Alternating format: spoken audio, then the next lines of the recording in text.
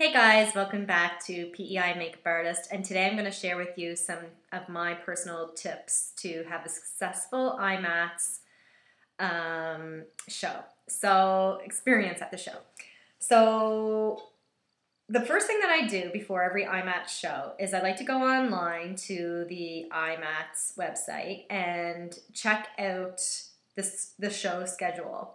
And once I see who the guest speakers are and all the different seminars, I figure out which ones I want to attend, and I create my own little schedule. And then I know what time I have available for shopping and when and where I need to be at which seminars that are taking place, because there's two stages. There's a main stage and there's an open forum that you can see seminars at. So they kind of have things kind of staggered, or overlapping, I mean. So you can't do it all. So it's great to have your own little schedule. The other thing that I do after that, after I create my own little schedule, is I look through the whole vendor list, and I actually go online to every vendor and I research what products they have. And if there's any product that I'm actually interested in, then I'll go even further and I'll research that and look into reviews on YouTube and what have you, because in today's day and age, there's just so much product out there. It's kind of crazy. It really is. And everybody has a limited amount of money what they can spend on makeup and makeup-related products. And you really don't want to be disappointed in your makeup purchases. And we're really lucky today because there are so many reviews out there that we can really educate ourselves before we make those purchases so that we know our purchase dollars are going towards good quality products. So after I do all those research into all the vendors and the products, I create a wish list, my shopping wish list. And basically what I do is I go booth by booth on the trade show floor. So let's say at the Graftobian booth, I'll make a list of all the products I want, and then the next booth, these are the products I want, and so on and so forth throughout the whole trade show floor. Then after you create your shopping list, there's some tips for the day of the show. Number one is to dress in layers. And I know that sounds kind of simple and you wouldn't even think about it, but those convention centers, the temperatures I find are really wonky. Sometimes I'm hot, sometimes I'm cold. So if you bring a sweater that you can put on if you're too cold, or take off if you're too warm, then that's great. And bulky jackets are just too much to cart around with you, so that's why it's kind of good to dress in like light layers. The other thing is, and this is a really important one, and I've learned by experience, believe me, is to bring one of those little canvas, like rolling little grocery carts. Do you know what I mean? Like they're the little kind of looks like a suitcase kind of thing, but it's like for shopping.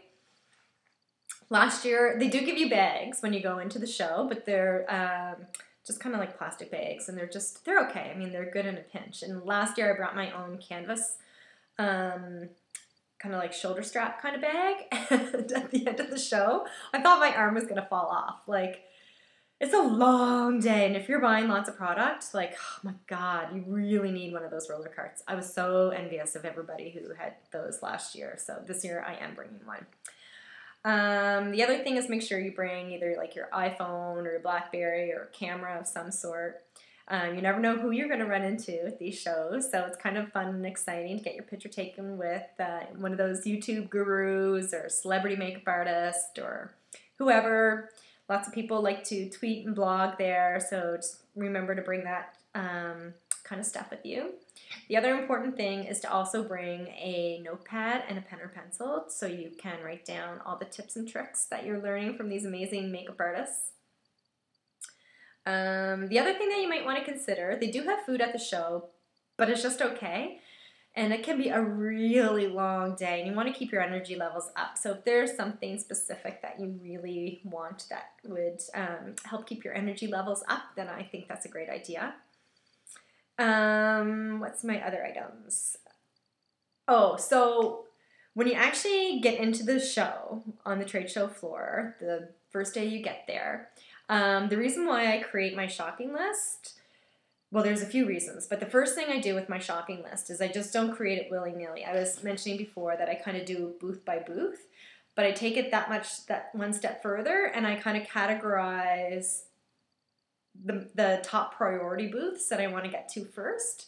Last year, the Makeup Forever booth, it actually sold out of some products probably partway through the day on Saturday.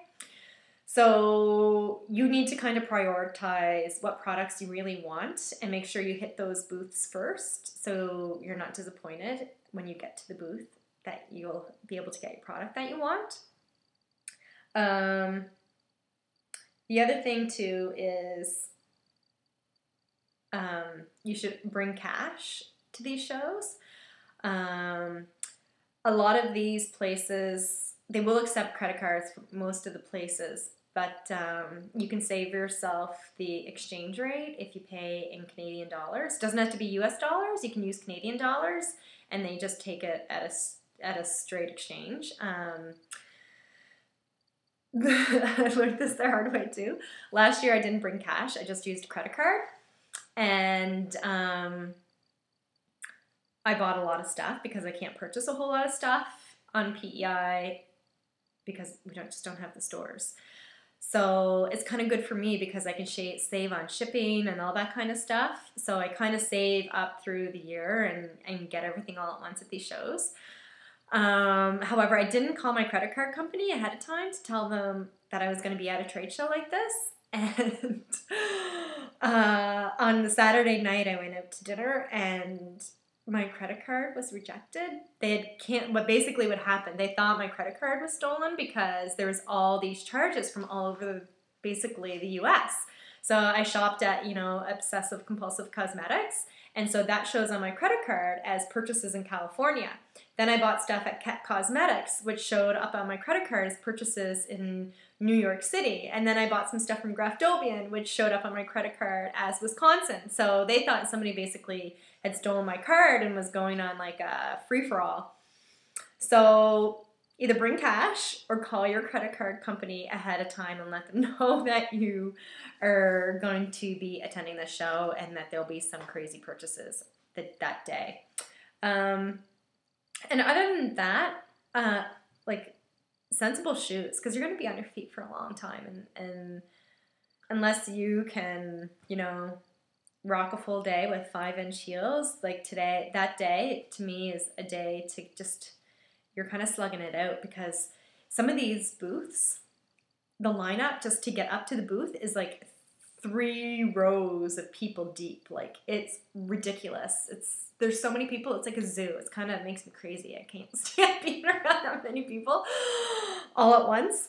It's kind of like the rock show of makeup. Like, it's kind of crazy like that. But you just kind of have to have patience, and that's why your shopping list is so important, and prioritize it too. So anyways, I hope those tips help you guys to have a successful IMATS.